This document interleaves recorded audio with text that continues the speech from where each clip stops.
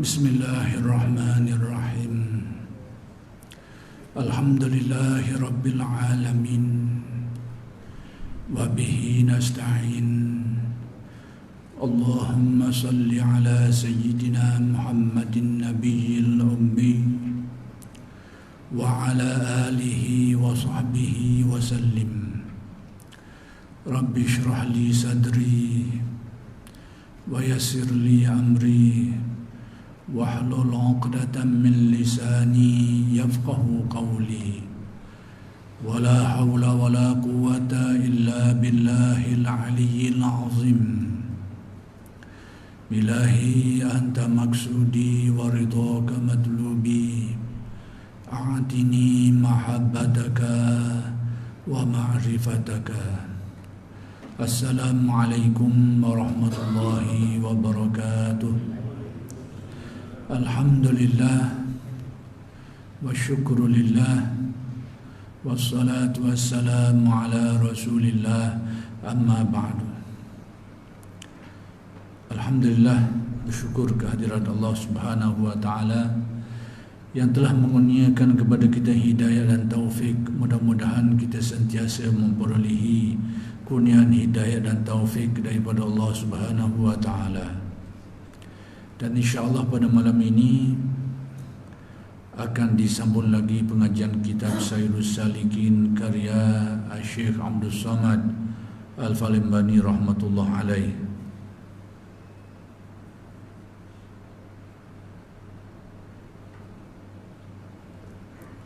Ada pun dah. Ada pun barang siapa melihat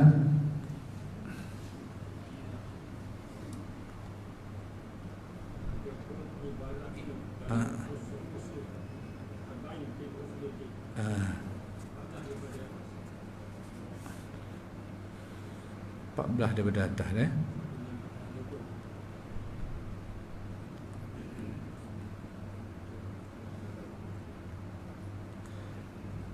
Ada pun barang siapa ni?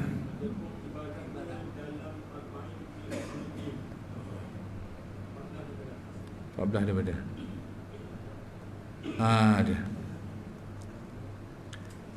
Dan adalah sini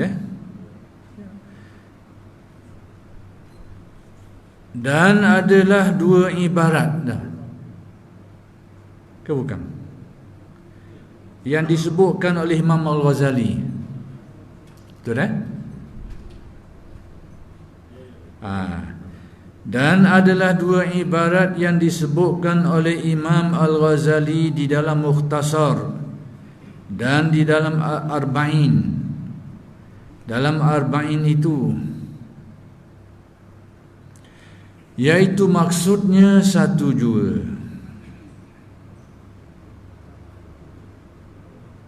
Macam lain sikit atas lagi. Ada pun yang barang siapa tu? Satu nanam tu dah. Ada pun barang siapa kat mana? Ada pun saya lagi ni.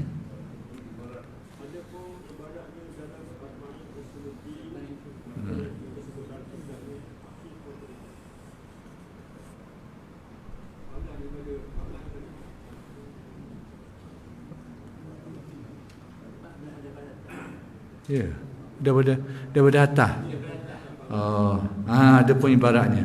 Saya tengok bawah Baik. Ada pun ibaratnya di dalam Arba'in fi Usuliddin. Maka iaitu tersebut di dalam katanya, yakni ibarat Imam Ghazali. Ayat yang diguna pakai, penjelasan yang diberikan oleh Imam Ghazali di dalam kitab namanya Arba'in fi Usuliddin.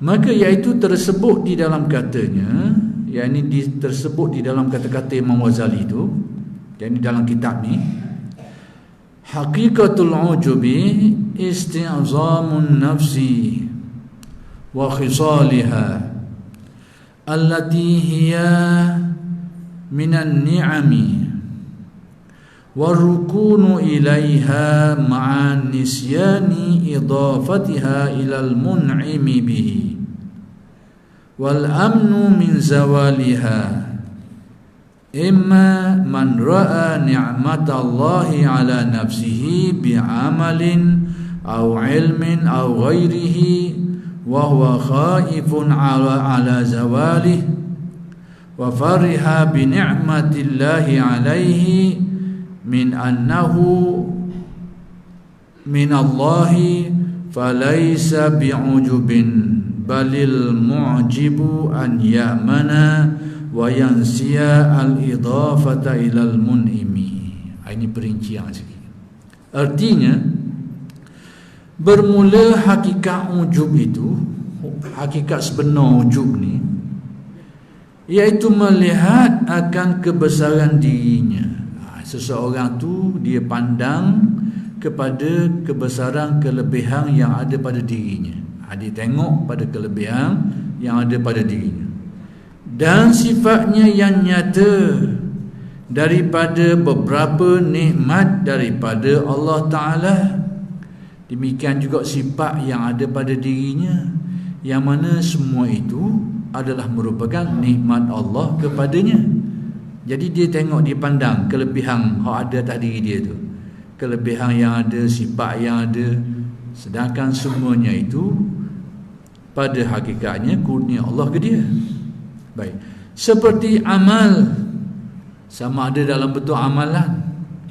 Dia orang yang rajin buat amalan soleh, orang yang banyak bersolat, orang yang banyak bersedekah, orang yang itu dan ini, banyak baca Quran, amalan. Atau ilmu, tengok pada diri dia orang yang alim, orang yang tahu serba-serbi, alim bab tu, alim bab ni, kelebihan tu. Atau lainnya, ataupun lain daripada amal, ilmu, maksudnya benda-benda lain lagi lah, bukan terbatas kepada amal dan ilmu saja. Dan tetap hatinya itu, dan tetap hatinya itu suka kepada nikmat itu. Yang kedua, hati dia ni suka kepada nikmat tu, berahi, suka hati. Dia tengok, dia tilik kepada apa-apa yang ada, kelebihan yang ada pada dirinya, yang merupakan kurnia Allah pada dia tu, tapi kemudian dia rasa suka hati dengan benda tu. Dia suka dengan dia orang yang banyak beramal, dia suka dia orang yang banyak ilmu, dia suka sebagai orang yang ada kelebihan itu, kelebihan ini. Itu maksudnya. Serta lupa ia, ni penyakitnya sini, lupa. Dia tengok kepada sifat-sifat kelebihan tadi tu, kemudian dia senang hati dengannya. Yang ketiga, dia lupa. Dia lupa. Bukan dia tak ada i'tiqad. Kalau dia ada i'tiqad bahawa benda tu memang milik dia secara mutlak, memang iman dia rasa. Sekarang i'tiqad dia tak gitu, tapi nyakit dia lupa. Dia tengok pada diri, dia rasa senang dengan kelebihannya tu, kemudian dia lupa. Jadi lupa ni lah yang membawa kepada ujub. Kalau dia ingkar, maksudnya dia percaya sampai tahap keyakinan bahawa kelebihan-kelebihan tadi memang tak ada kena mengena dengan pemberian Allah, atas milik dia semata-mata, mutlak. Ni jadi cerita lain dah. Tak jadi ujub dah, jadi syirik, rosak iman. Sekarang tak sampai situ. Dia tahu benda tu pemberian Allah, tapi lupa. Nyakit lupa ni lah yang membawa kepada ujub. Lupa ia akan idhafah nikmat itu kepada Allah. Dia lupa nak nisbahkan nikmat itu kepada Allah. Bukan tak percaya, bukan tak percaya, tapi dia lupa kepada Allah Ta'ala yang memberi nikmat itu. Dan serta sentosa, yakni aman ia daripada hilang nikmat itu daripadanya. Jadi ada 4 perkara. Pertama sekali, dia pandang kepada kelebihan dirinya. Yang kedua, dia rasa senang hati dengan kelebihan tu, suka hati, gembira hati. Yang ketiga, dia lupa menisbahkan benda tu kepada Allah. Yang keempat, dia tak ada rasa, dia rasa aman, tak ada rasa bimbang kalau nikmat ni nanti cabut, tak ada, hilang ke, tak ada benda tu. Sebenarnya hak keempat ni pengukuh kepada hak ketiga tu, pengukuh kepada lupa dia tu. Dia lupa nak nisbahkan benda tu kepada Allah. Maka akibat daripada lupanya tu, dia tak rasa bimbang lah, benda tu nanti akan diambil balik, dicabut balik. Jadi perkara ni lah yang menjadikan wujud.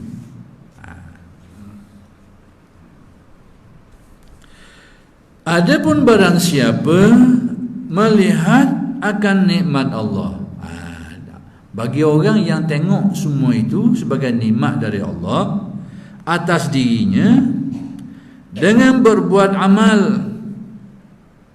seperti amal lah, dalam bentuk amalan, dia buat amalan kebaikan, kebajikan, yakni berbuat ibadat sebagai contoh, atau dengan mempunyai ilmu. Contoh lain pula, dia ada ilmu, tadi dia banyak buat ibadah, satu contoh.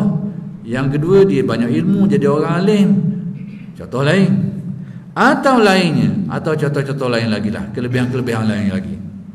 Padahal ia takut akan hilang nikmat itu. Dia pun sendiri bimbang, amalan yang daripada aku ni nanti kan kayak gini dah boleh nak buat dah. Ini mari kebimbangan tu. Kemudian ilmu ada pada dia pula, nanti kayak gini kan tak ingat pula, jadi jahil aku tak tahu. Dia ada kebimbangan tu. Kebimbangan dia ni berpunca daripada kerana ingatan dia bahawa semua itu anugerah Allah kepadanya. Itu sebabnya mari bimbang tu. Kalau dia lupa benda tu, dia tak mari bimbang, sebab dia rasa hak dia. Sekarang ni dia bimbang, takut ibadah hak dia boleh buat selama ni, takut lagi dah dia nak buat dah. Jadi kebimbangan dia itu kerana dia ingat kepada kurnia Allah. Takut akan hilang nikmat itu daripadanya, dan suka ia dengan nikmat Allah. Dia suka atas nikmat tu. Jadi suka atas nikmat yang Allah Ta'ala beri kepada kita ni tak salah. Kita suka kita ni dikurniakan Allah jadi rajin buat ibadah, kita suka. Semata-mata itu tidak menjadi kesalahan. Allah Ta'ala beri dia alim, dia tahu banyak perkara, dia suka benda tu. Sekadar tu tidak menjadi kesalahan. Suka ia dengan nikmat Allah Ta'ala atasnya, daripada sekira-kira bahawasanya adalah nikmat itu anugerah daripada Allah Ta'ala kepadanya. Dia suka nikmat yang dia dapat tu atas dasar itu pemberian Allah ke dia. Jadi suka dia tu, kalau dia suka pada waktu itu namanya syukur. Kalau kita suka anugerah Allah Ta'ala beri kepada kita, kelebihan tu, pertama sekali kita pandang itu kurnia Allah kita dan kita suka, maka suka kita itu sebenarnya dekat dengan makna syukur. Tapi kalau kita suka dalam keadaan kita lupa bahawa itu pemberian Allah, itu jadi ujub.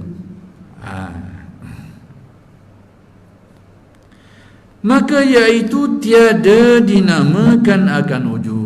Kalau seperti ini tidak dinamakan ujub. Dia pandang sama, dia pandang kelebihan yang Allah Ta'ala yang ada pada dia. Kemudian dipandang juga itu anugerah Allah kepadanya. Kemudian dia rasa takut, rasa bimbang, kalau anugerah tu ditarik balik, Allah Ta'ala ambil balik lagi, tak beri dah. Kemudian dia rasa suka atas anugerah tu, atas dasar itu pemberian Allah kepadanya. Kalau sekadar ni tidak dinamakan ujub.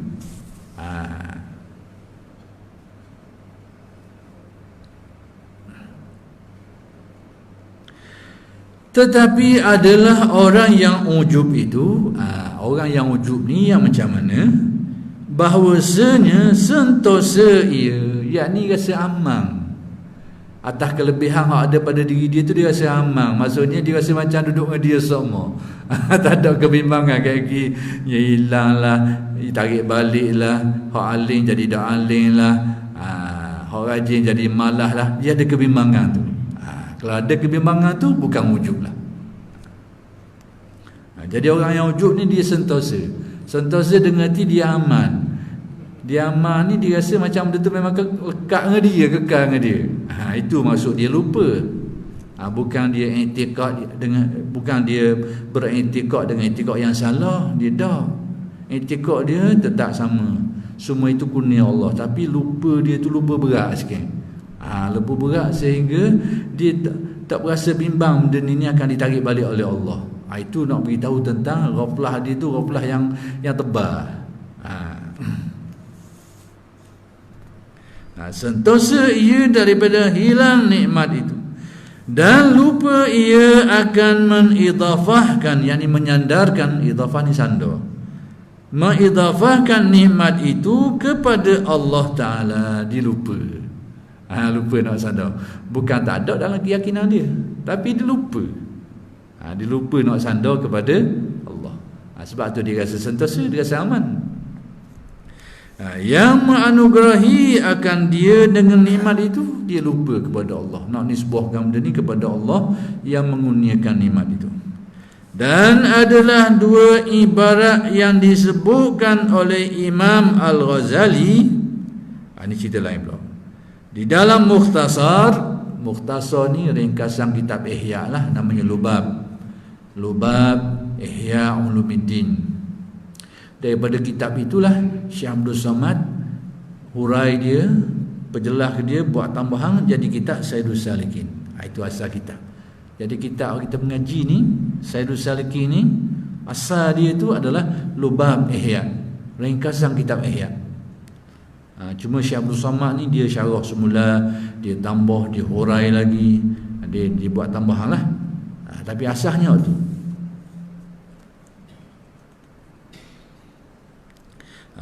Oleh Imam Al-Ghazali di dalam Mukhtasar, yakni Mukhtasar Ihya, dan di dalam Arba'in ada satu kitab lain yang ditulis oleh Imam Ghazali, namanya Al-Arba'in fi Usuluddin. Dalam dunia Islam ada beberapa kitab namanya Arba'in. Imam Nawawi pun tulis juga kitab Al-Arba'in, tapi dalam bab hadis. Kemudian salah seorang ulama menulis kitab Arba'in juga, Ar-Razi menulis kitab Arba'in, tapi tu bab Usuluddin yang cenderung kepada falsafah sikit. Imam Ghazali pun tulis satu kitab namanya juga Arba'in, tapi ini kepada lebih cenderung kepada akidah ataupun Usuluddin yang kita belajar lah.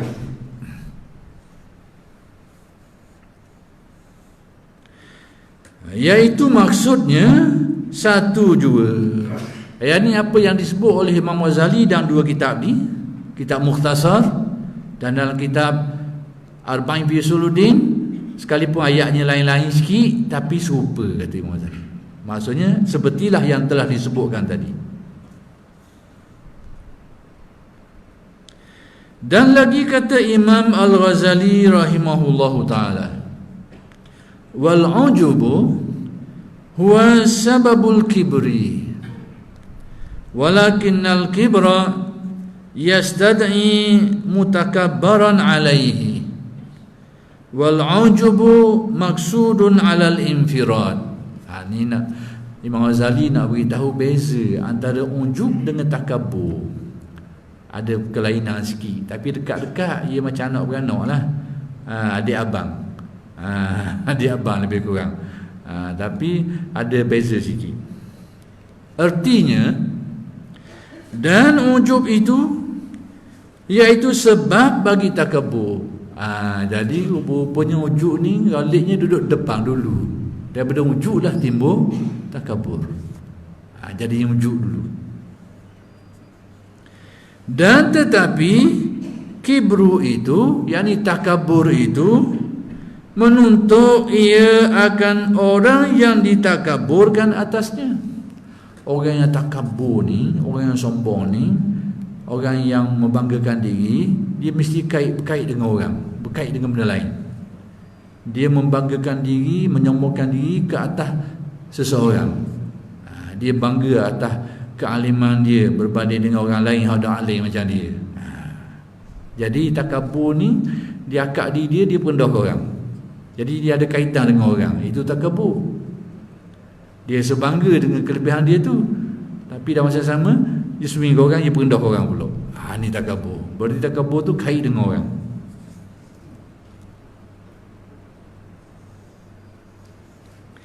Dan ujub itu kusur ini maksudnya terbatas.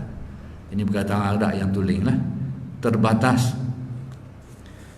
Kusur ia, yakni terbatas ia atas bersendiri, yakni ujub tu tak kait dengan orang, atas diri dia semata-mata. Dia rasa dia memiliki kelebihan, memiliki keutamaan, dan dibangga dengannya, dan dia lupa bahawa itu kurnia Allah ke dia. Dia tak bimbang benda ni akan hilang, satu seketika akan ditarik balik, tak ada benda tu. Kalau ada benda-benda macam tu ujub lah. Tapi kalau dia rasa bangga dengan sifat kelebihan tu berbanding dengan orang lain, lalu dia perendah pula orang lain, itu akan jadi takabur pula. Jadi takabur dengan ujub ni dekat-dekat. Cuma takabur kait ada bandingan dia dengan orang tu. Ujub ni dah atas diri dia semata-mata.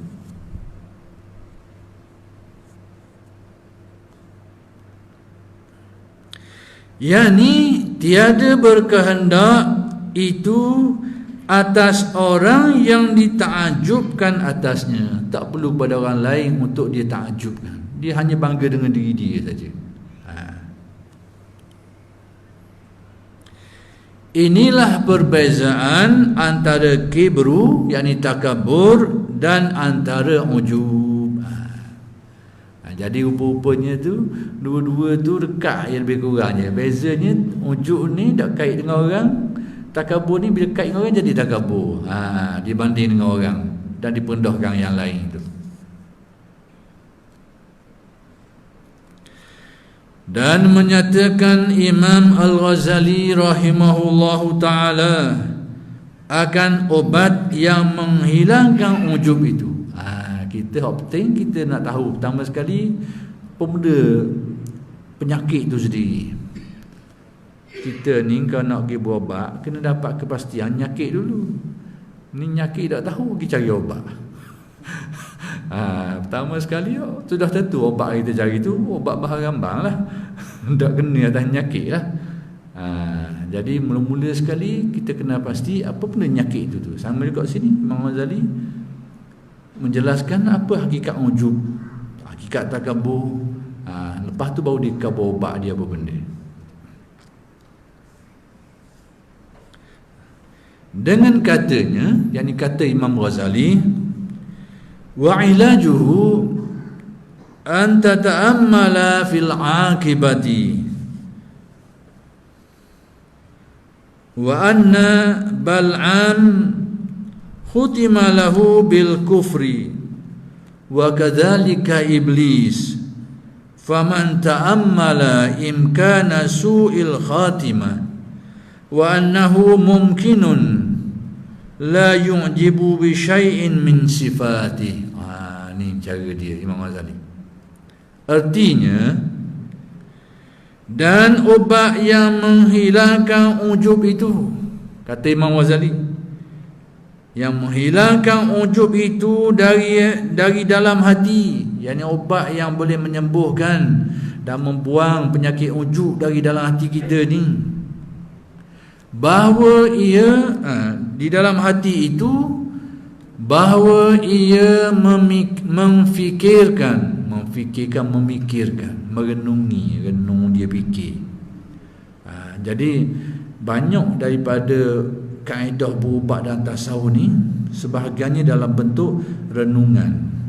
Jadi renungan ni dalam istilah yang biasa kita dengar sama ada digunakan pakai dengan makna muhasabah atau juga digunakan perkataan tafakur. Itu adalah perkataan yang biasa digunakan, dan itu adalah ubat.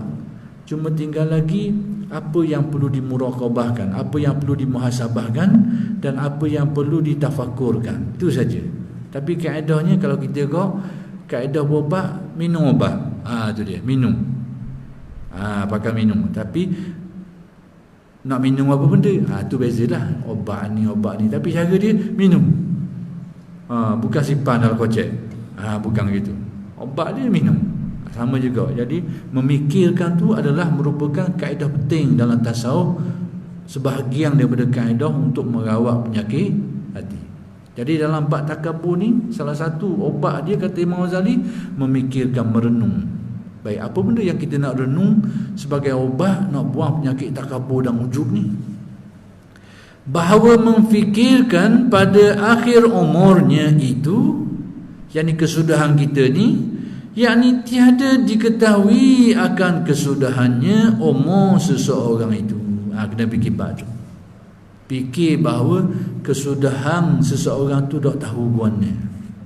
Jadi kalau kita fikir bab ni, kita guana berakhir kita bahawa benda tu kita sendiri dak tahu dan tak ada jaminan, itulah antara ubat yang berkesan kata Imam Ghazali nak buang penyakit ujub. Kalau kita seorang yang alim, seorang yang soleh, lalu kita fikir tak tahu kesudahan kita ni apakah kekal dengan kealiman kita ni, kesalahan kita ni, fikir tak ada jaminan. Jadi bila orang fikir benda ni, itu kata Imam Ghazali obat dia, obat nak buang penyakit ujub. Fikir, renung.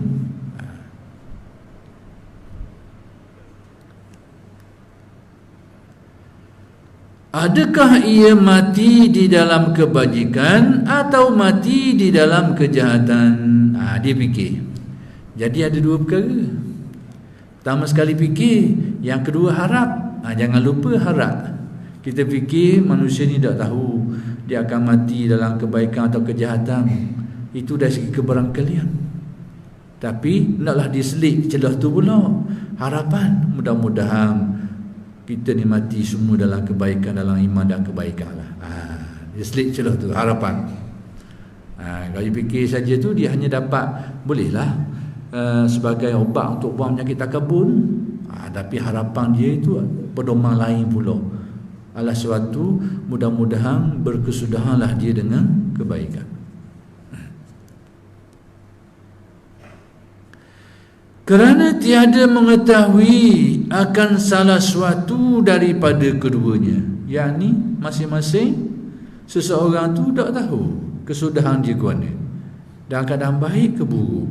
Tak ada orang boleh beri jaminan, dan tak ada orang tahu kenyataan sebenarnya kayak guana.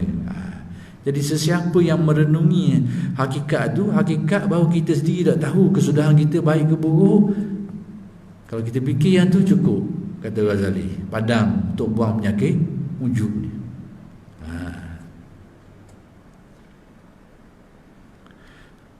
Salah satu daripada keduanya itu, melainkan Allah Ta'ala juga yang tahu semata-mata apa yang akan datang ni secara sebenarnya.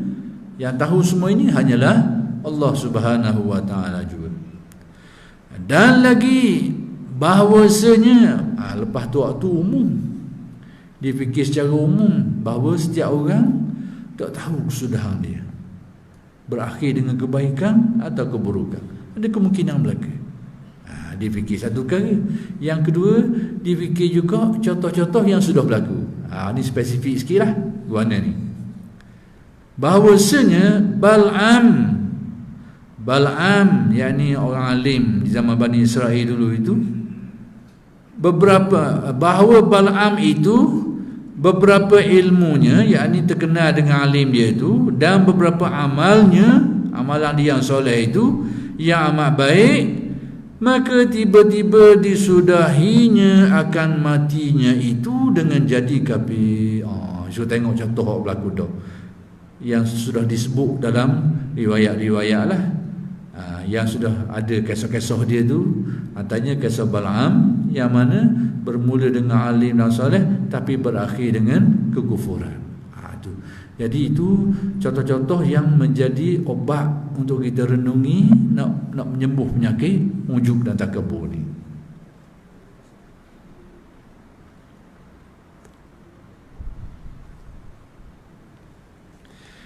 Dan demikian lagi iblis. Itu dari kalangan manusia Bal'am, ini dari kalangan makhluk dan apa pula? Iblis. Demikian lagi iblis itu, beberapa ribu tahun ia berbuat ibadat atas langit. Dari segi banyak dan lamanya berbuat ibadah, memang juara. Bersama-sama dengan malaikat. Maka adalah sebab kibru itu, sebab takabur itu, disebabkan takaburnya itu, dimatikan akan dia di dalam kufur, yakni ditetapkan sebagai berakhir dengan kekufuran. Ini contoh yang sudah terjadi, sudah diketahui. Jadi Imam Ghazali menjadikan ini sebagai obat untuk buang penyakit takabur dan ujub ni, dengan cara memikir-mikirkan dan mengingat-ingatkan akan kisah ni. Maka barang siapa memfikirkan ia, kata Imam Ghazali, akan dapat ia barang siapa memfikirkan ia, akan dapat ia mati di dalam kejahatan, dan bahawasanya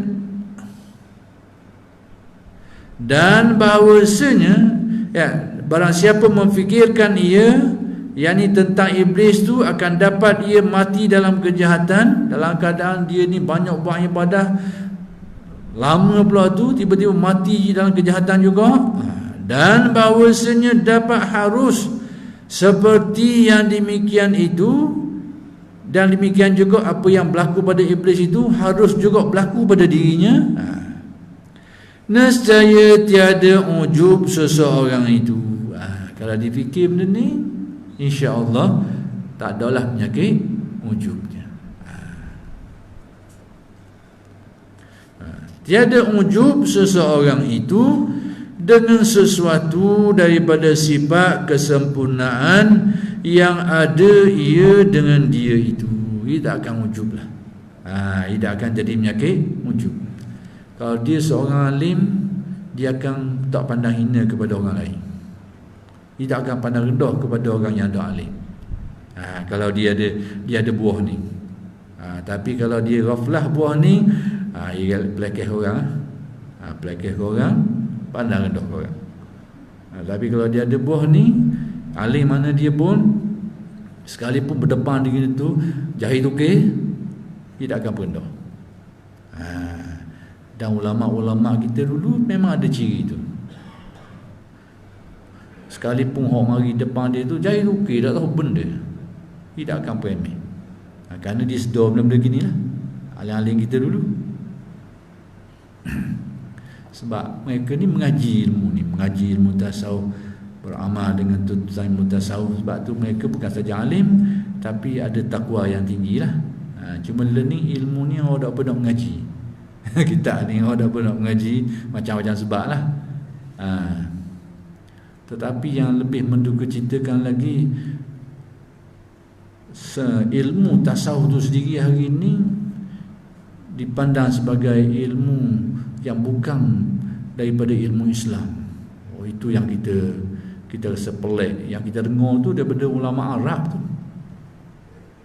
Kita dengar dalam YouTube tu ada setengah alim ulama daripada negara Arab ni, siapa dia kata tak ada ilmu ni, bukan ilmu Islam ni. Siapa begitu? Orang kita ni taklah kata tak ada, tapi buat-buat macam tak ada. Buat macam tak ada ilmu ni, tapi tak kata tak ada. Tapi ni tu terang dia kata tak ada ilmu ni tu. Yang ada adalah akidah dan syariat. Dia baca kot tu. Ada akidah, etika, syariah, amalan. Itu je. Tak ada tasawuf ni. Apa kejut kita dengar. Doktor pula tu, PhD. Tak tahu aja mengaji kau ni.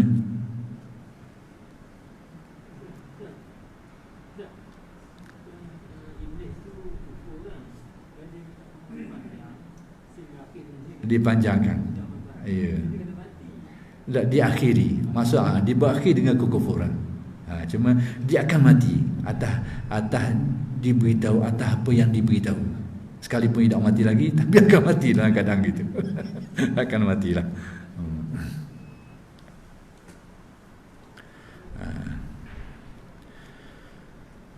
Kerana sifat kesempurnaan seseorang itu, iaitu anugerah daripada Allah Ta'ala, kurnia daripada Allah Ta'ala, maka harus bagi Allah Ta'ala menghilangkan yang demikian itu. Maka dari segi hukum, dari segi kedudukannya, bila Allah semua kelebihan itu kurnia Allah, maka haruslah dari segi hukum akalnya Allah Ta'ala ambil balik benda tu. Tarik balik pemberian-pemberian yang telah diberikan kepada seseorang itu. Menghilangkan yang demikian itu daripada seseorang itu jika ada ia takabur, sekiranya dia takabur. Dan kalau tidak takabur pun ada kemungkinan juga Allah Ta'ala tarik ilmu dia, tarik kealiman dia, tarik kesolehan dia. Ada kemungkinan sama ada dia takabur ke tak takabur ke. Kalau dia takabur lebih-lebih lagi lah. Atau jika ada yang ujub, dia sebagai diri. Dan harus bagi Allah Ta'ala mengekalkan yang demikian itu. Harus juga Allah Ta'ala mengekalkannya. Allah Ta'ala tarik balik pun harus, Allah Ta'ala mengekalkan pun harus juga. Bagi seseorang itu jika ia syukur akan Allah Ta'ala. Jadi ghalibnya Allah Ta'ala akan kekalkanlah bagi orang yang bersyukur, kerana ada janji dia, la in syakartum la azidannakum. Kalau kamu syukur akan aku tambah. Orang kufur pula akan ditarik balik, kerana ada janji jugalah. Tapi pada dasarnya sama ada ditarik balik ke tak tarik balik ke, kepada orang yang beriman ke tak beriman ke, itu semuanya harus bagi Allah. Ilmu usuluddin, pengajian kita, perbuatan semua itu dinamakan af'al, perbuatan Allah. Memberi nikmat, menarik balik. Jadi perbuatan Allah Ta'ala ni, apa-apa yang berlaku itu adalah harus baginya. Boleh berlaku, boleh tak berlaku atas kehendaknya. Dan tawadhu' ia bagi Allah Ta'ala, yakni orang yang syukur, tawadhu'. Jadi harus Allah Ta'ala mengekalkan anugerahnya itu. Dan bagi makhluknya, tawadhu' ia bagi Allah Ta'ala dan bagi makhluknya. Yakni jika seseorang itu bersyukur, kemudian tawadhu', merasa rendah diri dalam hubungan dia dengan Allah, demikian juga tawadhu' dalam hubungannya dengan sesama makhluk, sesama manusia, maka harus Allah Ta'ala mengekalkan nikmat-nikmat yang diberikan itu. Kemudian wallahu a'lam abil habasani. Al-babul ashir fi zammil ghurur. Bermula bab yang ke-10 pada menyatakan kecelaan ghurur. Kita biasa dengar perkataan ghurur, tapi apa maksud dia itu kita akan lihat. Yakni kecelaan orang yang terpedaya. Ghurur ini maksudnya tertipu atau terpedaya. Baik, kata Imam Al-Ghazali rahimahullahu ta'ala, i'lam anna al-ghurura azharu asbabil hilak. Artinya, ketahui olehmu bahwasanya terpedaya itu iaitu yang terlebih nyata bagi segala sebab yang membinasakan manusia. Jadi kata Imam Ghazali, ghurur ni, terpedaya ni merupakan antara sebab yang sangat jelas yang membawa kepada kerosakan dan kebinasaan manusia. Baik, bermula hakikat ghurur itu apa benda? Apa yang dimaksudkan dengan ghurur ni, terpedaya ni, tertipu ni, tertipu guana ni? Ini Imam Ghazali nak beritahu kepada kita. Bermula hakikat ghurur itu iaitu menyangka seseorang akan sesuatu pada zahirnya itu kebajikan, dan hakikatnya itu menyalahi akan sangkaannya itu. Zahirnya dia nampak baik, tapi di sebaliknya tak gitu. Tertipulah, terpedaya. Nampak daripada satu gambaran molek macam tu, tapi sebenarnya tak gitu. Itu yang dikatakan terpedaya, tertipu. Baik, dalam bab ini macam mana benda ni? Seperti yang disebutkan oleh Imam Al-Ghazali rahimahullahu ta'ala dengan katanya, ini dihuraikan oleh Al-Ghazali, wal ghururu an ya'taqida syai'a ala khilafi ma huwa bihi. wa huwa naw'un minal jahli wa sukunun nafsi ila ma yuwafiqul hawa minal khayali wa syubhati. Artinya, dan makna ghurur itu, yakni terpedaya itu, tertipu itu, yaitu bahawa mengiktikadkan seseorang, yakni seseorang itu berkeyakinan ataupun beranggapan akan sesuatu atas bersalahan yang yaitu dengan dia beranggapan terhadap sesuatu tetapi sebenarnya anggapannya itu tak betul. Itu dia. Dia beranggapan gini tapi kenyataannya tak gitu. Baik, itu kaedah umum. Nanti tengok apa contohnya akan didatang, akan diberitahu.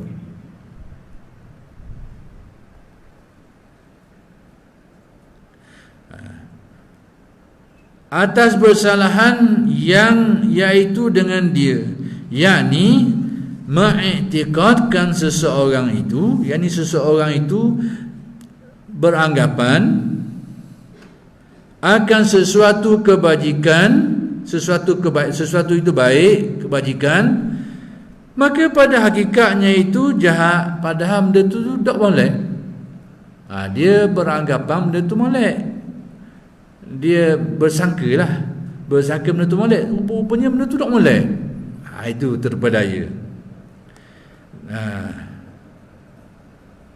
Dan dengan dia jadi terpedaya, maka sebab itu dinamakan terpedaya, sebab dia sangka molek, dia nampak molek, tapi rupanya benda itu tak molek. Dan iaitu nau' jahil. Ini kata Imam Ghazali sejenis daripada kejahilan. Jahil maksudnya dia tengok benda tu molek, dia nampak benda ni bagus, tapi sebenarnya tanggapan dia tu ataupun pandangan dia tu, anggapan dia tu tak seperti itu rupanya. Benda tu tak molek rupanya. Jadi kena tertipulah, terpedayalah. Jadi kalau dalam urusan kehidupan kita fahamlah. Dalam urusan agama ni gimana? Kita tengok beli kedai pelang kuning yang molek, gerak rumah ulat saja dalam. Jadi kita tengok kat luar tu nampak comel, nampak molek. Sama ada bila terkerak banyak ulat dalam, tahu-tahu hebat. Jadi sakan awal kita tu nampak sinar molek itu bagus Rupanya dah, itu contoh terpedaya dalam urusan dunia. Tapi dalam urusan agama dia ada juga aspek ni. Cuba kita tengok sekali lagi.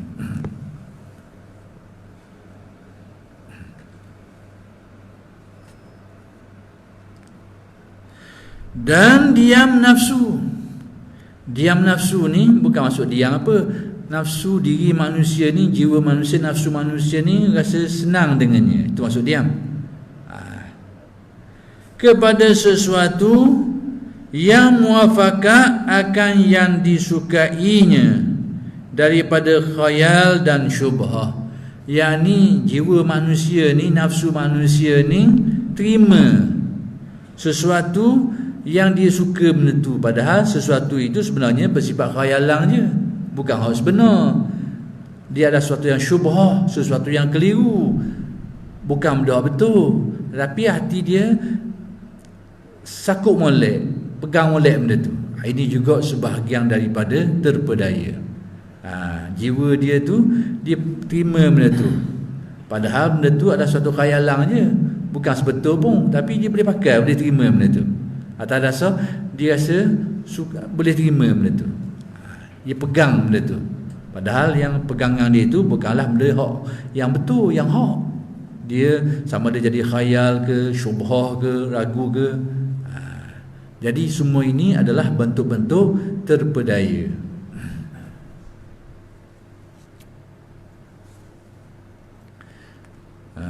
Contoh, kita beri contoh biar nampak sikit. Saya baca dulu penuh, ada saya baca satu buku. Ini berlaku kisah ketika Indonesia di era sebelum merdeka, dekat kanan merdeka, berlaku peperangan lah, orang ni berlawang Belanda, berlawang Komini dan sebagainya lah. Maka ada di antara mereka ni yang belajar ilmu kebal. Belajar ilmu kebal. Jadi ada di antara mereka ni pergi ke Mekah. Anak khabar contoh terberaya ni, dia pergi Mekah. Jadi di Mekah tu dia jumpa seorang alim ni. Jadi dia pun beritahu lah tentang ilmu yang belajar ni, ilmu bawa kepada kebal lah, itulah kelebihan itu ni. Tapi si alim ni nak beritahu bahawa pegangan dia tu hak khabar tu sebenarnya khayalan, tidak betul. Benda tu hak belajar sama ni, benda tu bukan hak yang sebenar. Lalu dia buat apa ni? Dia ambil satu benda, dia buku molek tok dah kain merah, kau tak silap. Dia pergi, dia kata ni tangkal zimat, pakai benda ni jadi kebal. Dia yakin sungguh. Jadi kemudian keyakinan bulat pun dia tak tahu. Dia pun adalah berlaku kejadian apa-apa, memang jadi macam kebal sungguh, dok kena, dok luka. Jadi dia percaya benda ni jadi gitu tu. Kemudian dia pun pergi jumpa balik orang tu panggil, minta balik pakai dia tu. Dia buka dalam. Dia sengaja dia buka, tengok benda tahi kambing ada dalam. Dia tak tahi kambing, anak khabar. Jadi kawan ni nak khabar atas sangkaanmu, cuma takdir Allah Taala tak kenalah. Tapi sangkaanmu tu tadi tu gini kebal-kebal, inilah sebenarnya mu sangka kebal, mengingat azimat benda tahi kambing ada dalam. Nak khabarnya batil, peganganmu tu batil, tak betul. Tapi bila meyakin betul adalah takdir Allah sesuai takdir Allah. Dia main nampak hitam setan lagi lah, macam-macam lah. Jadi dia nak kabarnya tu. Jadi kawan ni yakin pegang molek tapi tahu tak tahu rupanya gini. Itu contoh nak kabar guru terpedaya. Jadi oleh kerana sudah masuknya waktu insya kita berhenti sekarang ini, dan insyaAllah akan bersambung pada minggu-minggu yang akan datang. Aku qawli hadza wa astaghfirullahalazim li wa lakum. Assalamualaikum warahmatullahi wabarakatuh.